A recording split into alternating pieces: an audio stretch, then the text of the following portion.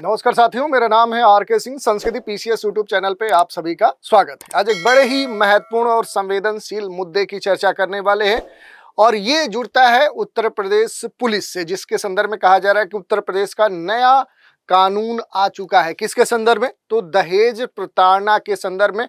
और दहेज प्रताड़ना के साथ साथ 31 ऐसे मामले हैं जिनके संदर्भ में अब सीधे एफआईआर दर्ज नहीं हो पाएगी। तो आप समझिए कि महिलाओं से जुड़े हुए जो भी महत्वपूर्ण मुद्दे हैं, चाहे वो दहेज उत्पीड़न का मामला हो, चाहे वो दहेज प्रताड़ना का मामला हो, या फिर कहे महिलाओं से जुड़े हुए उनसे जो अधिकार हैं, चाहे वो भ्रूण हत्या हो, चाहे वो कह सकते हैं घरेलू हिंसा का मामला हो, इसमें एफआईआर जो पहलू है वो सबसे महत्वपूर्ण होता है। लेकिन अब उत्तर प्रदेश का जो नया आदेश आया उसमें कहा गया कि सीधे अब एफआईआर नहीं होगा। तो आखिर इस तरह का आदेश क्यों लाया गया है, इसके पीछे कारण क्या है और क्या ये सही है या फिर गलत है, इस पर भी आज हम डिटेल से बात करने वाले हैं। और इससे जुड़े हुए जो भी कानूनी पहलू हैं, संवैधानिक जो पहलू हैं, उन पर भी हम चर्चा करेंगे। चलिए स्टार्ट करते हैं। सबसे पहले न्यूज की हम बात करेंगे। उत्तर प्रदेश पुलिस का नया जो नियम है, ये दहेज और ऐसे अलग अलग 31 जो अन्य मामले हैं उनमें सीधे जो एफआईआर है वो नहीं करने की बात करता है। तो इसी के बारे में आज डिटेल से हम बात करने वाले हैं कि जो कहा जा रहा है कि ठीक है अब यूपी में दहेज जो प्रताड़ना है इस पर सीधे एफआईआर दर्ज नहीं होगी, तो इस तरह का जो फैसला है आखिर वो लिया क्यों गया है, यहाँ पर एफआईआर सीधे क्यों नहीं यहाँ पर एक्सेप्ट की जा रही है। और इसी कारण से देखेंगे तो ये मसला इस समय पूरी तरह से चर्चा में है। यूपी जो डीजीपी हैं उनके मुताबिक देखेंगे तो पुलिस अब दहेज जो प्रताड़ना है, घरेलू हिंसा जैसे कई सारे मामले हैं उनमें सीधे केस दर्ज नहीं करेगी। और इन मामलों में कोर्ट के जो आदेश हैं उसके बाद ही क्या होगा कि एफआईआर दर्ज होगी, इस तरह की बात कही जा रही है। तो यूपी में अब दहेज उत्पीड़न चेक बाउंस है, ऐसे बहुत सारे लगभग 31 ऐसे मामले हैं जिनमें सीधे पुलिस अब रिपोर्ट दर्ज नहीं करेगी और इसके लिए पहले मजिस्ट्रेट के यहाँ मुकदमा दायर करना पड़ेगा। और ये पूरा जो प्रोसेस, ये कानून, ये आदेश आया है, ये एक मामले में इलाहाबाद हाई कोर्ट की तीखी जो टिप्पणी है उसके बाद जो उत्तर प्रदेश के जो डीजीपी हैं उन्होंने ये आदेश जारी किया है। और तब से देखें तो इसकी पूरी राज्य में और पूरे देश में चर्चा हो रही है। तो आज इसी मुद्दे की चर्चा करेंगे। इससे जुड़े हुए बहुत सारी बातें हैं कि आखिर इलाहाबाद हाई कोर्ट ने कौन सी टिप्पणी की जिसके बाद इस तरह के नए उत्तर प्रदेश पुलिस का कानून यहाँ पर सामने आया है। पहले पुरानी जो प्रक्रिया थी उसमें क्या होता था, एफआईआर कैसे दर्ज होता था।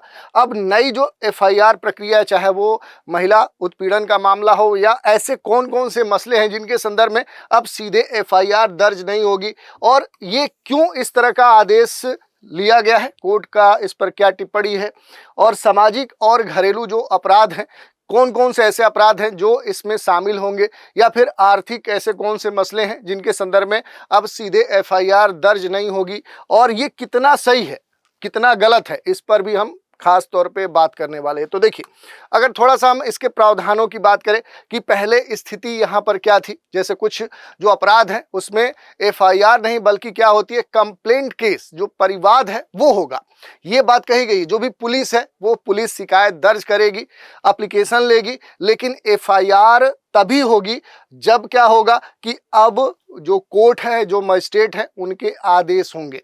तो ये सबसे महत्वपूर्ण बात यहाँ पर देखने को मिल रही है। जो भी थाना प्रभारी है उसको पहले जांचना होगा, वेरिफिकेशन करना होगा कि क्या मामला पुलिस कॉग्निजेबल ऑफेंस का है या फिर नहीं है। और इसी आधार पर देखें तो अब नियम में बदलाव देखने को मिल रहा है। नया नियम क्या है, तो सीधे एफआईआर पर रोक है। और ऐसे 31 मामले हैं, जैसे आप देखेंगे दहेज उत्पीड़न है, घरेलू हिंसा है, चेक बाउंस है, ऐसे मामलों में सीधे एफआईआर दर्ज नहीं होगी। शिकायत दर्ज होगी पुलिस थाने में, आपकी शिकायत एप्लीकेशन के तौर पे होगी, लेकिन सीधे केस रजिस्टर्ड नहीं होगा।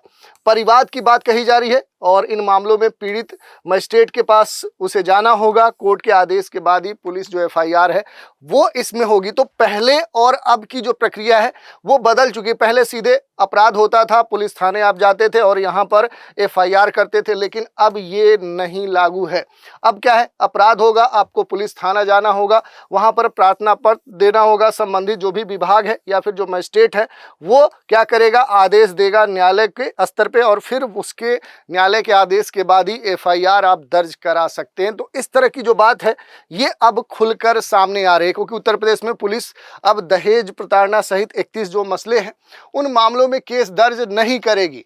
डीजीपी जो राजीव कृष्णा है उनकी तरफ से विशेष इसके संदर्भ में जिला जो अधिकारी हैं उन जिला अधिकारियों को विशेष निर्देश दिए गए हैं और डीजीपी ने प्रदेश में सभी जो पुलिस अफसर हैं उनको इस पूरे आदेश की सख्ती से पालन करने का भी निर्देश दिया है। इस निर्देश के बाद थाना इन मामलों में शिकायत लेंगे और कोर्ट के आदेश के बाद ही क्या कर सकते हैं कि कोई भी एफआईआर दर्ज कर सकते हैं। तो इस तरह का जो पूरा प्रक्रिया है वो यहाँ पर देखने को मिल रहा है। अगर थोड़ा सा आप समझने का प्रयास करें कि एफआईआर जो फर्स्ट इंफॉर्मेशन जो रिपोर्ट्स होती है वो क्या होती है और यहाँ पर जो कंप्लेंट केस की बात की जा रही है, जो परिवाद है, ये दोनों प्रक्रियाएं आखिर हैं क्या। तो देखिए प्रक्रिया के स्तर पे अगर आप देखेंगे तो एफआईआर में क्या होता है कि पुलिस थाने में सीधे जाकर जो भी पीड़ित होता है या जो संबंधित व्यक्ति होता है वो क्या करता है, अपनी जो कंप्लेंट है वो दर्ज करता है। उसके बाद क्या होता है कि जांच की बारी आती है, पुलिस तुरंत जांच शुरू कर सकती है और गिरफ्तारी भी संबंधित जो व्यक्ति है उसकी कर सकती है। लेकिन जो कंप्लेंट केस है इसमें क्या होता है, प्रक्रिया जो होती है कि सीधे जो मजिस्ट्रेट है कोर्ट के समक्ष शिकायत दर्ज कराई जाती है, फिर जांच की बात आती है, कोर्ट संज्ञान लेता है कि कोर्ट तय करेगा कि पुलिस को एफआईआर दर्ज करने का आदेश देना है या फिर नहीं देना है। तो इस तरह की जो बात है वो यहाँ पर देखने को मिलती है।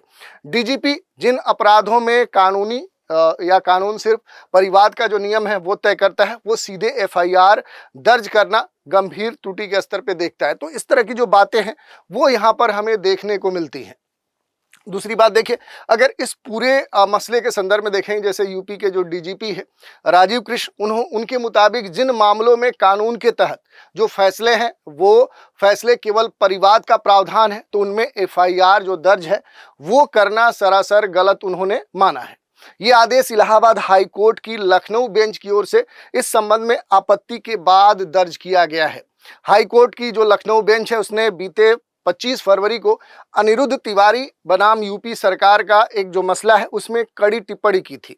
डीजीपी के अनुसार देखें तो जिन अपराधों में कानून सिर्फ परिवाद यानी कोर्ट में सीधे शिकायत का जो नियम है वो है तो एफआईआर दर्ज करना पूरी तरह से गलत या फिर अवैध माना है। कह सकते हैं कि जो भी थाना प्रभारी हैं या फिर जो विवेचक हैं, जांच जो अधिकारी है, उनको एफआईआर दर्ज करने से पहले ये जरूर ये तय करना होगा कि संबंधित केस में पुलिस जो है वो रिपोर्ट पर कोर्ट का जो संज्ञान है वो ले सकती है या फिर नहीं ले सकती है। उसके बाद ही कार्रवाई आगे बढ़ेगी। किन मामलों में एफआईआर नहीं होगा, तो देखिए बहुत सारे सामाजिक अपराध हैं, जैसे दहेज प्रताड़ना है, घरेलू हिंसा है, कार्यस्थल पे महिलाओं का जो यौन उत्पीड़न होता है, भ्रूण हत्या है, कह सकते हैं मानव जो अंग की तस्करी है, इन पर अब सीधे एफआईआर नहीं होगा। आर्थिक और सिविल जो मसले हैं, जैसे चेक बाउंस का मसला है, उपभोक्ता के साथ धोखाधड़ी का मसला है, पर्यावरण और पशु से जुड़े हुए जो मसले हैं, चाहे वो जल और वायु प्रदूषण का मसला हो, पर्यावरण से जुड़े हुए मसले हों, पशु क्रूरता हो, या अन्य जो विशेष कह सकते हैं जो कानून है, बाल श्रम, ट्रेडमार्क विवाद है, विदेशी मुद्रा प्रबंधन है, केबल टेलीविजन का मसला है, माइंस और मिनरल्स का मसला है। तो ऐसे बहुत सारे मसले हैं जिनके संदर्भ में अब सीधे ये आदेश दे दिया गया है कि इनमें क्या होगा कि अब सीधे एफआईआर दर्ज नहीं होगी। यानी ये बात अब स्पष्ट तौर पे कह सकते हैं कि उत्तर प्रदेश में इसे लागू किया जाएगा। इसके अलावा उपभोक्ताओं से धोखाधड़ी या फिर खाने में जो मिलावट है उस मामलों में उपभोक्ता जो फोरम है या एफएसएसआई है उसके पास जाना पड़ेगा।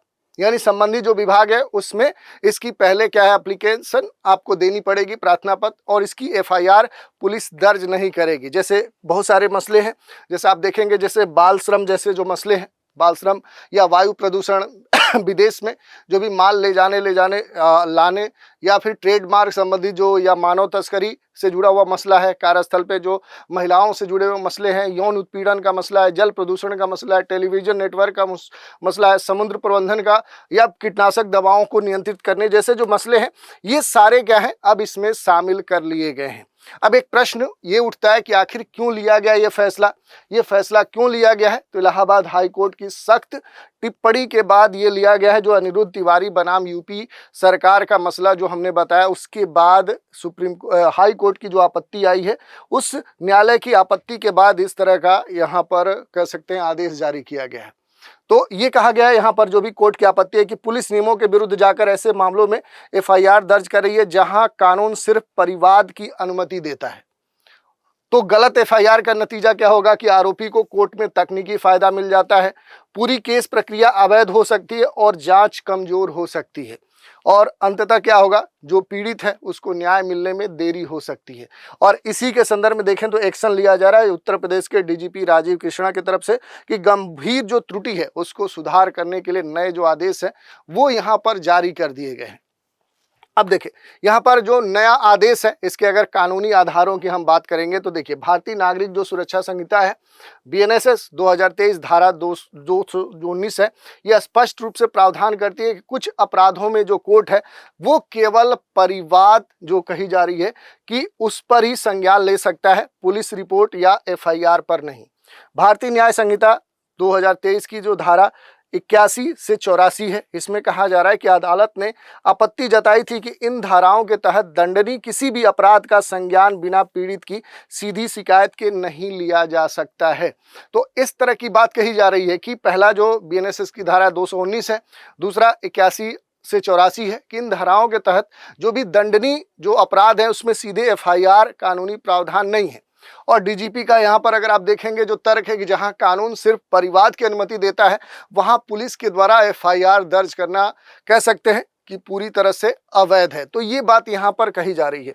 खास तौर पे देखेंगे कि यहाँ पर दो तीन चीज़ें फोकस की जा रही है, महिलाओं से जुड़े हुए और सामाजिक जो अपराध है उनको खास तौर पे फोकस किया गया है। दहेज उत्पीड़न, घरेलू हिंसा, कार्यस्थल पे जो यौन उत्पीड़न है, भ्रूण हत्या है, ऐसे मसलों को इस नियम के तहत खास तौर पे शामिल किया गया है। नियमों के विरुद्ध अगर हम बात करेंगे, एफआईआर दर्ज करती है पुलिस जो, तो इस पर यह कहा जा रहा है कि जो भी थाना प्रभारी है या कहें जो उत्तर प्रदेश के डीजीपी हैं राजीव कृष्ण, उनके मुताबिक अगर हम बात करेंगे तो पुलिस कई बार नियमों के विपरीत जाकर एफआईआर दर्ज कर लेती है, जिससे आरोपियों को कोर्ट में फायदा मिल जाता है और जांच प्रक्रिया भी प्रभावित होती है। इसको गंभीर त्रुटि मानते हुए उन्होंने खासतौर पर डीजीपी ने थाना प्रभारी और जो भी विवेचक हैं उनको खासतौर पर दिशा निर्देश दिए हैं। किसी भी मामले में एफआईआर दर्ज करने से पहले ये सुनिश्चित करना है कि उसमें एफआईआर कानूनी प्रावधान है कि नहीं, एफआईआर दर्ज किया जा सकता है कि नहीं। कानून के जो प्रावधान है उनके अध्ययन का भी निर्देश दिया गया है, क्योंकि डीजीपी ने ये क्लैरिफाई किया है कि ऐसे मामलों में मानहानि, घरेलू जो हिंसा है या निगोशिएबल जो भी कह सकते हैं कि इंस्ट्रूमेंट एक्ट है, जो माइंस एंड मिनरल एक्ट है, कंज्यूमर जो प्रोटेक्शन एक्ट है, पशुओं के साथ जो क्रूरता जैसे जो मसले हैं वो शामिल हैं। इसके साथ ही दहेज के साथ साथ 31 अलग अलग कानूनों में केवल अदालत में परिवाद दाखिल करने का ही प्रावधान है, यानी उनमें एफआईआर नहीं हो सकती है। तो उन्होंने थाना प्रभारी और जो भी कह सकते हैं विवेचक हैं उनको खास तौर पर निर्देश दिया है कि वे कानूनों के प्रावधानों का गंभीरता से अध्ययन करें, उसके आधार पर ही कोई अपनी जो कार्रवाई है वो सुनिश्चित करे। तो सरकार या पुलिस के स्तर पे देख सकते हैं कि ये बातें कही जा रही हैं, इसके स्तर पे ये पूरी तरह से बात कर दी गई है डीजीपी की तरफ से कि जो कानून है उनका अध्ययन किया जाए और उसी के आधार पर आगे कार्रवाई की जाए। अगर हम बात कर ले दहेज जो प्रताड़ना है, इसके मसले में सजा का आखिर क्या प्रावधान है, क्योंकि महिलाओं से जुड़े हुए जो भी महत्वपूर्ण मसले हैं उसमें ये सबसे गंभीर है, जो इस समय जो नया आदेश जारी किया गया है उससे सबसे अधिक ये प्रभावित होगा। तो थोड़ा सा इसके बारे में हम जानकारी ले लेंगे। जैसे दहेज जो प्रताड़ना है, दहेज जो निषेध अधिनियम 1961 है उसके अनुसार दहेज लेने, जो दहेज ले रहे हैं या इसके लेन देन में इसके साथ देने वालों को 5 वर्ष की जो सजा है, जो जेल है, वो देने का प्रावधान है, यानी हो सकती है, या फिर कह सकते हैं इसके साथ ही 15,000 रुपये का जो जुर्माना है उसका भी प्रावधान दहेज निषेध अधिनियम 1961 में दिया गया है। दहेज के लिए जो भी मारपीट है, वो मारपीट करने पर, चीज़ों की जो मांग है वो करने पर आईपीसी की धारा 498 ए के तहत क्या हो सकती है, सजा मिल सकती है, और इसके लिए 3 साल का जो कह सकते हैं जो सजा है वो भी हो सकती है। और इसके अलावा देखेंगे जो जुर्माना है वो भी देना पड़ सकता है। जो भी स्त्री धन वापसी है उससे इनकार करने पर अगर स्थिति होती है कि पति या ससुराल के द्वारा कीमती चीज़ें नहीं लौटाई जाती हैं तो फिर सजा के तौर पे 3 साल की जेल और इसके अलावा जुर्माना का भी प्रावधान यहाँ पर किया गया है। और अगर हम बात कर लेंगे जो दहेज प्रताड़ना है, उसमें जो उत्पीड़न है, उसके मामले में इन आधारों पर कह सकते हैं कि मामले तय किए जाते हैं। जैसे बहू से किसी तरह की गैर कानूनी जो डिमांड है अगर वो की जाती है तो फिर दहेज उत्पीड़न का मसला बनता है, या फिर हर समय दहेज में पैसे, महंगी कार की अगर मांग की जाती है तो फिर ये मसला दहेज उत्पीड़न का है, या दहेज की मांग पूरी न होने पर शादी न करने या तलाक देने की अगर धमकी दी जाती है तो ये भी उसी में शामिल होता है। प्रॉपर्टी या कोई ऐसी चीज़ मायके से लाने को कहा जाता है जिसे बेच पैसे कमा सकते हैं तो ये भी मसला उसी में शामिल होता है। प्रॉपर्टी या कोई ऐसी चीज़ जो मायके से लाने को कहा जाए या बेच करके पैसे कमा सकने की बात की जाए, ये सारे इसमें शामिल होते हैं। या फिर हमेशा दहेज न लाने या दूसरे की अपेक्षा कम लाने का ताना मारा जाता है तो वो भी दहेज उत्पीड़न का मसला है। बहू का खाना पीना और बाहर निकलना बंद कर देने पर भी स्थिति गंभीर होती है, और दहेज के लिए सबके सामने बेइज्जत करना भी शारीरिक हिंसा के तहत आता है। तो ये सारे मसले दहेज उत्पीड़न के अंतर्गत आते हैं और फिर कार्रवाई हो जाती है। ओवरऑल हम कह सकते हैं कि ये जो निर्णय है ये कानूनी प्रक्रिया की जो शुद्धता है उसको मजबूत करेगा, लेकिन इसके साथ ही ये सुनिश्चित करना जरूरी हो जाता है कि महिलाओं और कमजोर वर्गों को न्याय मिले, यानी न्याय तक पहुंच बाधित न हो। ये सबसे महत्वपूर्ण बात इस पूरे मसले में हमें देखने को मिलती है। चुनौती ये है कि व्यवस्था को ये सुनिश्चित करना होगा कि नई जो कह सकते हैं कि परिवाद है, इसकी जो प्रक्रिया है, इसके कारण कमज़ोर जो वर्ग हैं, संकटग्रस्त जो महिलाएं हैं, वो उनकी जो न्याय तक पहुंच है वो बाधित नहीं होनी चाहिए। कानूनी जो सहायता है, लीगल एड है, और अधिक सुलभ होना चाहिए।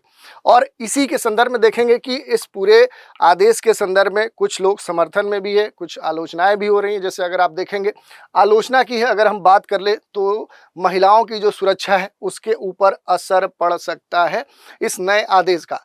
एफआईआर में जो देरी की बात की जा रही है कि ठीक है कोर्ट के आदेश के बाद एफआईआर होगा, तो न्याय में जो देरी होने की बात कही जा रही है वो क्या होगी कि यहाँ पर जो जस्टिस है वो देर से मिल सकता है, क्योंकि एफआईआर क्या होगा, काफ़ी देरी से होगा। तो ये एक गंभीर बात कही जा रही है। दूसरी बात कि जो गरीब लोग हैं या कह सकते हैं जो वंचित शोषित लोग हैं, महिलाएं हैं, उनके लिए जो कोर्ट जाने की बात है वो कोर्ट जाना मुश्किल हो सकता है। लेकिन कुछ इसके सकारात्मक पहलू भी बताए जा रहे हैं, जैसे फर्जी और झूठे जो मामले हैं उन पर रोक लग सकती है। जो न्यायिक प्रक्रिया है, जो जुडिशियल प्रोसेस है वो और एक्यूरेट हो सकता है, पारदर्शी हो सकता है।